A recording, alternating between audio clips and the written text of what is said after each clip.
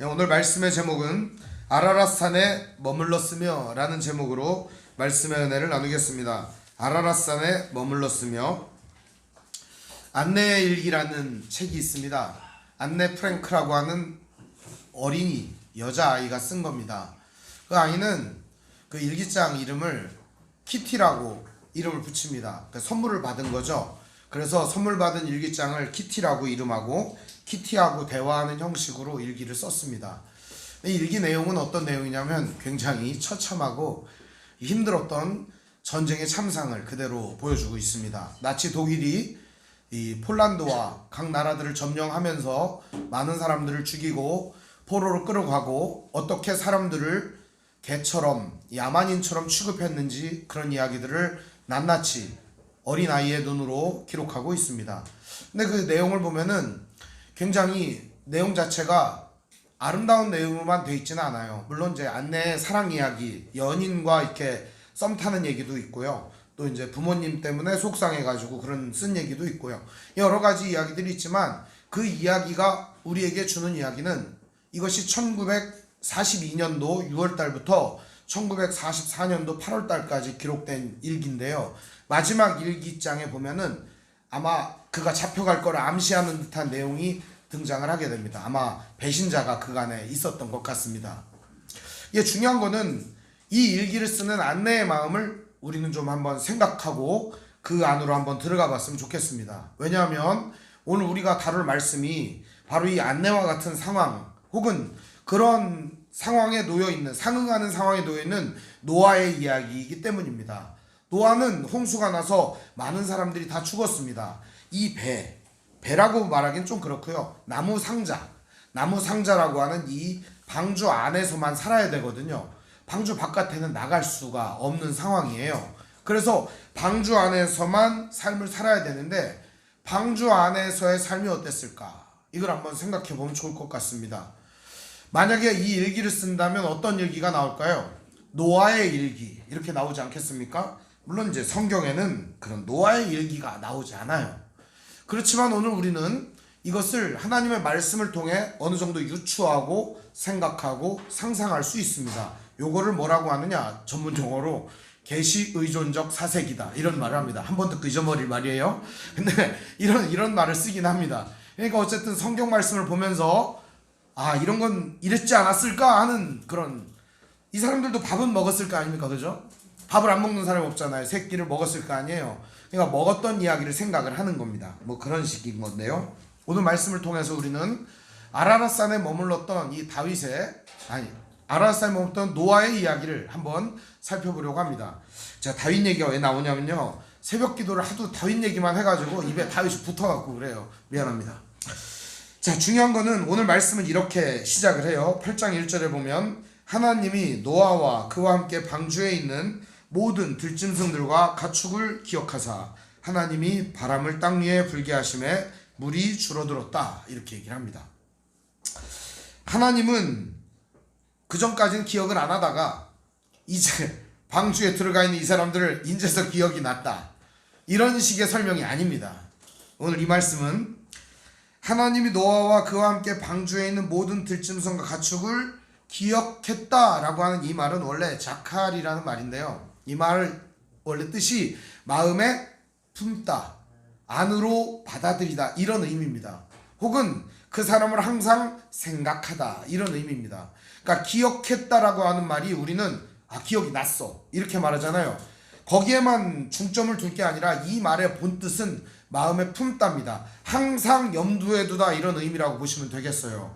하나님은 이들의 관심 그리고 이들을 향한 하나님의 마음이 항상 있었던 겁니다. 다 죽고 그 위에 떠있는 이 방주, 하나님은 홍수를 왜 내렸다고 그랬어요?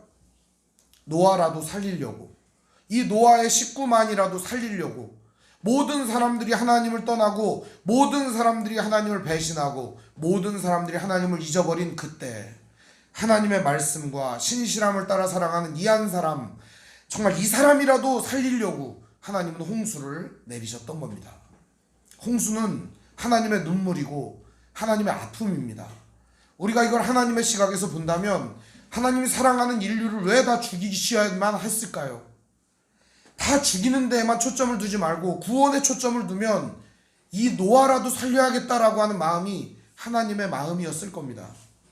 그런데 하나님은 오늘 말씀을 통해 항상 이들을 마음에 두고 계셨다고 말합니다.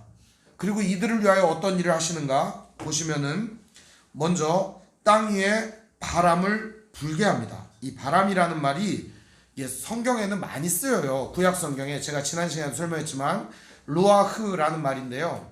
성령이라고 하는 의미로도 쓰이고요. 하나님의 영이라고 하는 의미로도 쓰이고요. 바람이라는 의미로도 쓰이고요. 혹은 혼, 목숨, 생명 이렇게 다 여러 이 무형의 어떻게 보면은 그런 것들에 쓰이는 말입니다.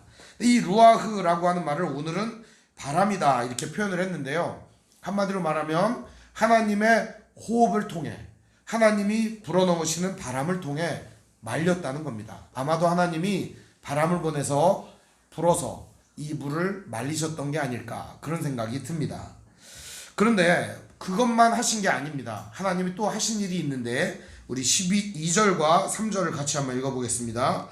함께 읽습니다. 시작. 깊음의 샘과 하늘의 창문이 닫히고 하늘에서 비가 그침에 물이 땅에서 물러가고 점점 물러가서 150일 후에 줄어들고 이런 얘기가 나와요. 먼저 깊음의 샘, 하늘의 창문 이거는 과거 사람들의 시각이라고 그랬잖아요. 그죠?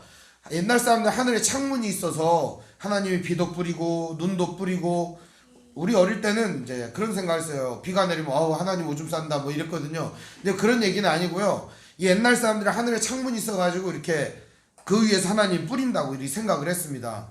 그 노래도 있잖아요. 펄펄 눈이 옵니다. 하늘 아버지가 이렇게 뿌려준다. 곱게 뿌려준다. 뭐 이런 노래가 있잖아요.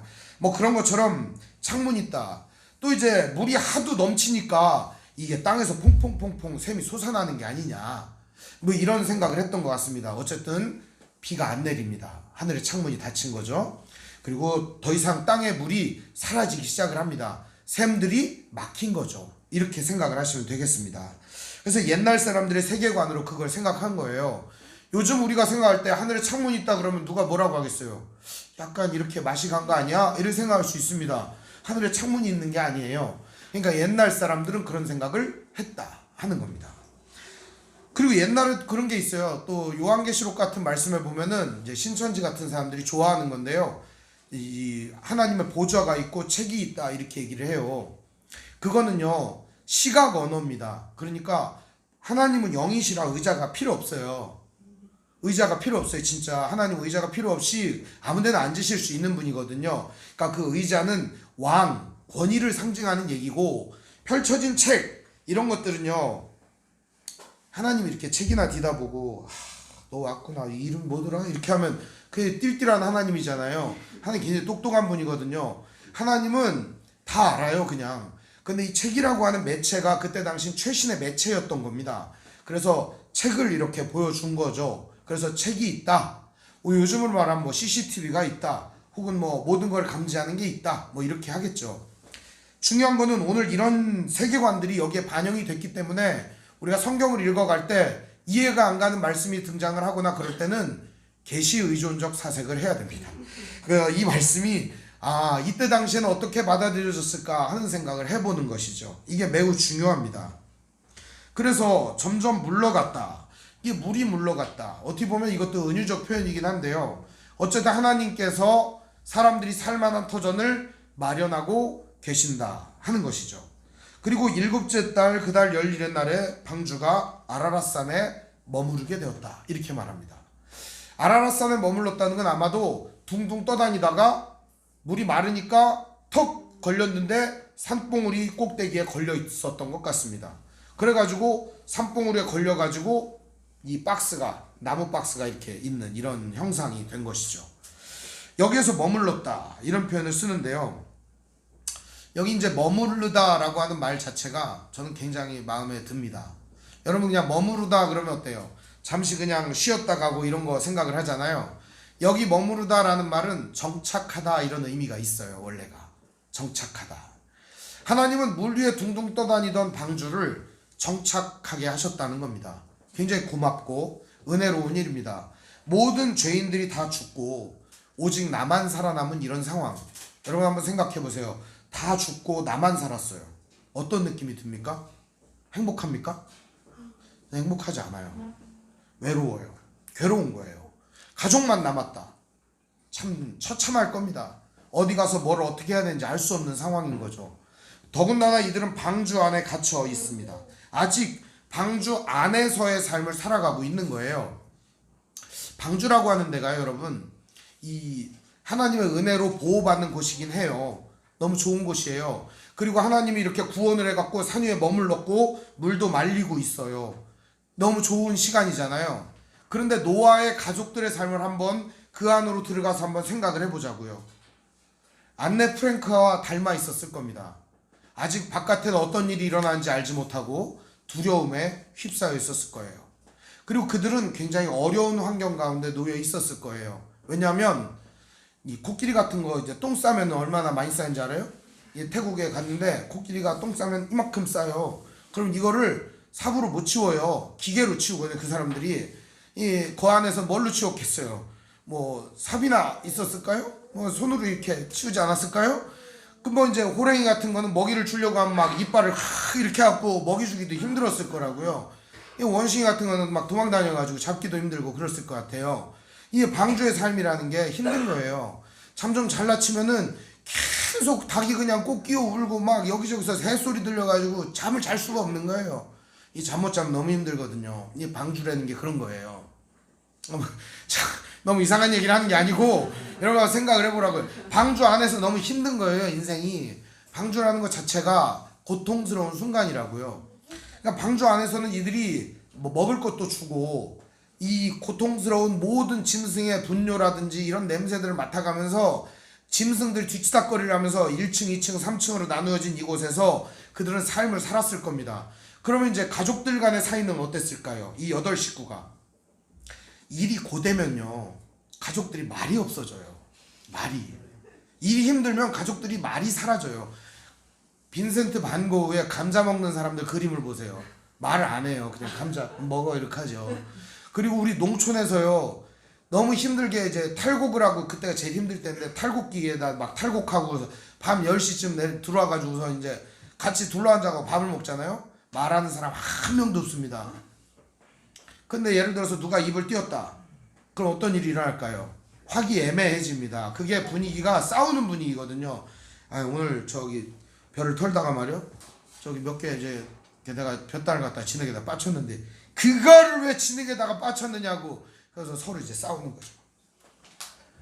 노아의 식구들은 어땠을까요? 오늘 내려갔다 똥을 안 치웠네. 너는 왜 안 치워가지고 내가 다 치우게 하냐. 그러면서 막 8식구가 힘들지 않았을까. 저는 이것이요 신앙생활이라고 생각합니다. 우리는 하나님의 은혜로 보호받고 교회라고 그리스도 예수 안에서 은혜를 입고 살아가고 있어요. 이게 너무너무 행복하잖아요. 그죠? 우리는 안전한 곳에 살고 있어요. 하나님 은혜 안에 그리스도 예수 안에 소망과 믿음을 가지고 사는 거죠. 행복하죠. 그런데 이 안에서 벌어지는 일은 어떻습니까? 복닥거리는 일이에요. 서로 싸워야 되는 일이고요. 서로 다투고요. 의견이 안 맞고요. 마음에 맞지 않고요. 이런 일들을 겪어가며 살게 되는 겁니다. 방주 안에서의 삶이라는 게 그런 거예요. 교회 안에서의 삶이라는 게 그런 거예요. 가족 안에서의 삶이라는 게 그런 거예요. 하나님 안에서 신앙생활을 한다는 게 그런 거예요.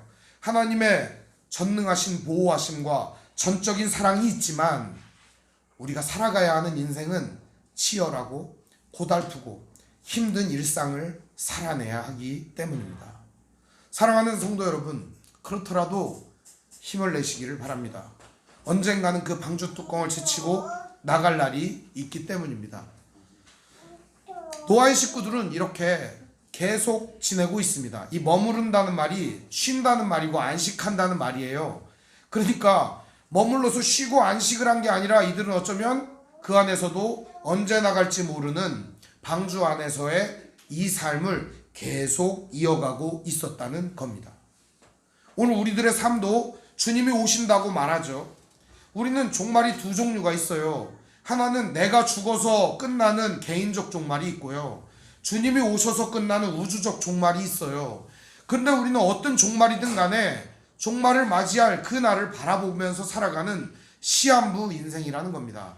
이 인생을 살아가는 동안 우리들은 하나님의 은혜 속에 살아가고 그리스도 예수 안에 있는데, 이 삶이 믿음으로 살아가기 위해서는 먼저 하나님에 대한 전적인 신뢰가 있어야 합니다.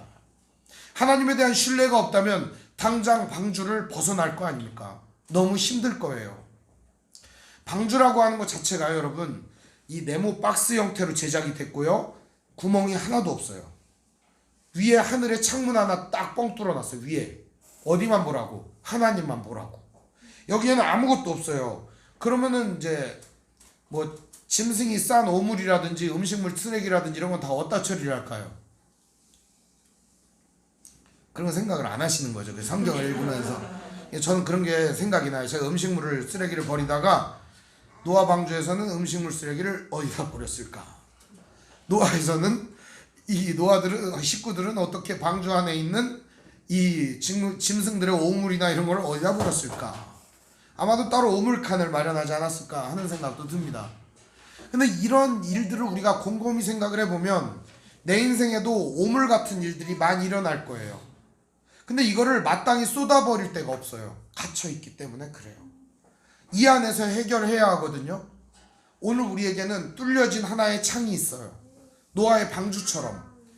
뚫려진 창은요, 바로 하나님을 향해서 열려진 창이에요. 오늘 우리가 이 험난한 인생을 살아가는 동안 우리의 모든 오물 같은, 우리의 힘든 모든 인생의 문제들을 가지고 나아가야 하는 유일한 방향은 바로 하늘 위로 뚫려진 창, 바로 하나님께로 나아가야 하는 겁니다. 오늘 이 말씀은 여기서 끝나지 않아요. 머물렀고 물이 점점 줄어들어 열째 달 그달 초하루에 산들의 봉우리가 보였다라고 말합니다. 뭐 노아가 봤는지 아니면 뭐 다른 사람이 봤는지는 잘 모르겠지만 이 말씀이 이렇게 기록된 건 아마 노아가 이거를 봤을 거라 이런 추측을 해봅니다. 40일을 드디어 지나서 노아가 방주의 창문을 엽니다. 이 방주에 있었던 총 기간이 1년 11일이에요. 이 기간을 다 계산을 하면 1년하고도 11일이에요. 근데 노아가 이 40일이 지났다라고 말하는 건 물이 줄어들고 40일이라는 거예요. 문을 열고 까마귀를 내놓습니다. 이 까마귀라고 하는 게 원래 먹이가 뭐냐면 죽은 고기를 먹어요. 죽은 짐승들 시체를 먹고 살아요. 그러니까 까마귀가 나가가지고 아마도 물 위에 떠있는 짐승의 시체를 먹지 않았을까? 뭐 추측이에요. 그냥 뭐 그랬다는 게 아니에요. 그러면서 왕래를 했다는 거죠. 그리고 까마귀를 내놓자 까마귀가 계속 그냥 왔다 갔다만 하니까 노아가 너무 궁금하니까 이번엔 비둘기를 내어놓습니다. 그러자 7일이 지나고서 이 비둘기가 그냥 들어와 버려요. 그래서 7일 지나 또 비둘기를 내보냅니다. 그래서 이 비둘기가 이번에는 감람나무 새 잎사귀, 새로운 잎사귀를 쫙 이렇게 새로운 잎사귀가 난 거를 물고 들어왔어요. 이제 땅에 물이 거치고 있구나, 나무가 자라고 있구나, 이걸 알게 되죠. 그리고 나서 비둘기를 또 내놓으니까 비둘기가 자기 살 곳 찾아서 가버립니다. 그 얘기가 이렇게 기록이 돼 있는데요. 여러분, 이 얘기는 왜 기록이 된 것 같습니까? 하나님이 새를 내가지고 물이 얼마나 말랐나 알아보라고 노아에게 얘기했을까요? 방주 안에 살다 보면 너무너무 고리타분하고 힘든 인생이 계속되는 거예요. 그러니까 바깥상이 너무 궁금한 겁니다. 어떻게 되나? 여러분, 내세가 궁금하지 않습니까? 하나님 나라가 너무 궁금하지 않습니까? 이거 궁금증을 가져봤자 전혀 답이 없습니다. 비둘기 아니라 뻐꾸기를 띄우고 아무리 까마귀를 띄워도 전혀 응답이 없어요. 거기 갔다 온 사람이 없거든요. 이걸 어떻게 믿을까? 오늘 우리들은 성경에 나오는 많은 사실들이 있고 많은 이야기들이 있지만 이것을 믿는다라고 하는 것은 하나님을 전적으로 신뢰하기 때문에 얻어지는 결과물들인 겁니다. 하나님을 믿기 때문에 그분의 말씀과 그분의 이야기들을 신뢰하고 믿고 받아들일 수가 있는 것이죠. 그러나 노아는 어쩌면 하나님을 믿긴 했지만 이 새들을 날려보내서 상황이 어떤지를 알아보고자 했던 것 같습니다. 그래서 그는 간절한 마음으로 새를 띄웠던 거죠. 그러자 이 새가 이렇게 갔다 돌아오는 상황이 연출된 거죠. 그리고 알게 된 겁니다. 노아는 방주 뚜껑을 확 제쳐버립니다. 잘 생각해 보세요. 방주의 뚜껑을 닫은 사람은 누구죠? 문을? 하나님이에요. 근데 이 방주 뚜껑을 연 사람은 누굴까요? 노아입니다. 오늘 말씀을 보시죠. 13절 우리 같이 한번 읽어보겠습니다. 601년 첫째 달 곧 그 달 초하룻 날에 땅 위에서 물이 거친지라 노아가 방주 뚜껑을 제치고 본즉 지면에서 물이 거쳤더니. 방주의 뚜껑을 거둔 사람은 누구예요? 노아입니다. 이 문을 닫은 이는 누구요? 하나님입니다. 이 의미가 어떤 의미가 있을까요? 하나님은 모든 재앙과 심판과 위협으로부터 우리를 구해 주십니다. 막아 주시는 거예요. 닫아 주시는 거죠. 그러나 이 모든 것을 열고 헤치고 나오는 것은 우리의 역할이라는 것입니다. 하나님께서는 이미 모든 상황을 열어주셨습니다. 열어주신 하나님의 상황 가운데로 나아가는 것은 우리의 힘과 노력과 우리에게 주어진 달란트와 재능으로 가는 거예요. 하나님만 신뢰하고 그냥 가만히 있는 사람이 있어요. 기도만 하고 하나님 도와주세요 그러면서 좀 제발 좀 도와달라고요. 그 집에 가만히만 앉아있어요. 뭘 도와달라는 거예요 도대체가. 무언가를 할 때 하나님은 도와주시는 겁니다. 방주의 뚜껑을 제치는 거죠. 제치고 봐야 될 거 아닙니까? 이제 나왔으니까. 하나님께서는 노아뿐만 아니라 오늘 우리들에게도 같은 말씀을 전해주시는 겁니다. 구원의 방주 안에 하나님 오늘 우리를 품어주시고 구원해 주십니다. 이제 우리가 나아가야 될 방향은 바로 그 하나님이 나를 사랑하시고 나를 믿고 나를 살리셨으니 이제 내가 하나님을 믿고 나아갑니다 라고 하는 믿음의 발걸음이 필요한 것입니다. 오늘 말씀은 그래서 이렇게 뚜껑을 제치고 나아가 보니까 땅이 말라 있다라고 말합니다. 그러나 노아는 이때에도 방주 바깥으로 나가지 않습니다. 왜 나가지 않았을까요? 그는 하나님의 명령을 따라 나가야 된다는 믿음을 가졌기 때문입니다. 오늘 우리는 하나님의 뜻 가운데 행하되 오늘 우리가 할 수 있는 일들을 해 나가야 합니다. 하나님은 우리의 일들을 통하여 하나님의 선한 역사를 이루실 것입니다. 어떤 분은 내 앞에 놓여진 두 개의 길 때문에 고민을 많이 합니다. 과연 이게 하나님 일일까? 이게 하나님 일일까? 이거는요, 뭐에 근거해서 판단할 수 있을까요? 어떤 예수무당이나 점쟁이가 저희가 하나님 뜻일 겁니다 이렇게 말한다고 계시가 왔는데 그렇게 가야 됩니다. 얘는 헛소리 믿지 마세요. 이게 둘 다 우리에게 주신 길이라는 거예요. 둘 다 우리에게 허락하신 길이에요. 선택하고 하나님의 뜻을, 정의를, 공의를, 믿음을 실현하는 건 우리의 역할이라는 거예요. 우리에게 주신 두 가지의 길을 우리는 하나님이 허락하신 하나님의 은혜로 생각하고 가야 되는 거예요.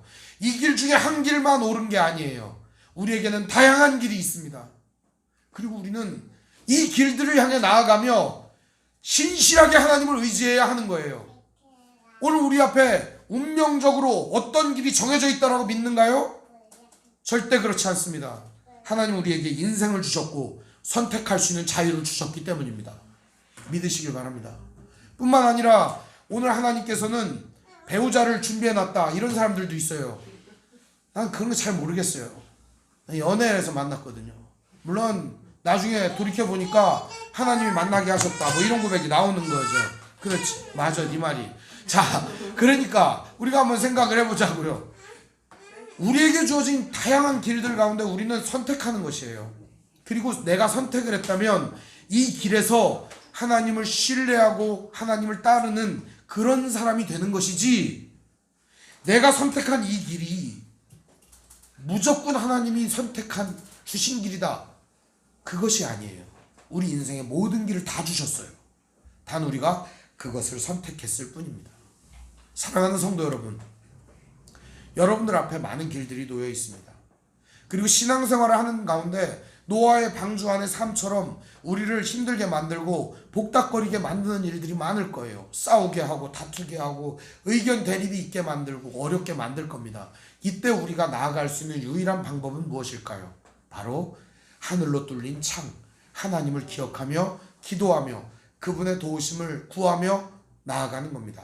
하나님의 선하신 도우심을 구하며 까마귀를 날리고 하나님의 선하신 도우심을 구하며 비둘기를 날리고 하나님의 선하신 도우심을 구하며 우리 인생을 맡기며 살아가는 겁니다. 이것이 바로 하나님 우리에게 주어진 인생을 값지게 살아가는 길이 아닐까 생각합니다. 사랑하는 성도 여러분, 노아는요 철저하게 하나님을 신뢰했을 뿐만 아니라 방주 안에서의 삶까지도 하나님의 뜻대로 살았습니다. 만일 1년 11일이나 되는 기간 동안 들어간 짐승들에게 노아와 가족들이 먹이를 주지 않고 최선을 다하지 않았다면 어떤 일이 일어났을까요? 들어간 모든 짐승들은 다 죽었을 겁니다. 그 식구들이 분열하고 싸우고 그 식구들이 이 안에서 돌봄을 행하지 않았다면 어떤 일이 있었을까요? 다 죽었을 겁니다. 오늘 우리는 하나님의 구원을 받은 귀한 성도들입니다. 오늘 우리의 삶 가운데에서 믿음과 신실함으로 나아가는 믿음의 형제자매들 되길 바랍니다. 이 고된 인생 가운데에서도 주님을 신뢰하며 더욱더 신실하게 살아가는 믿음의 형제자매들 되기를 주님의 이름으로 축원드립니다. 기도하겠습니다.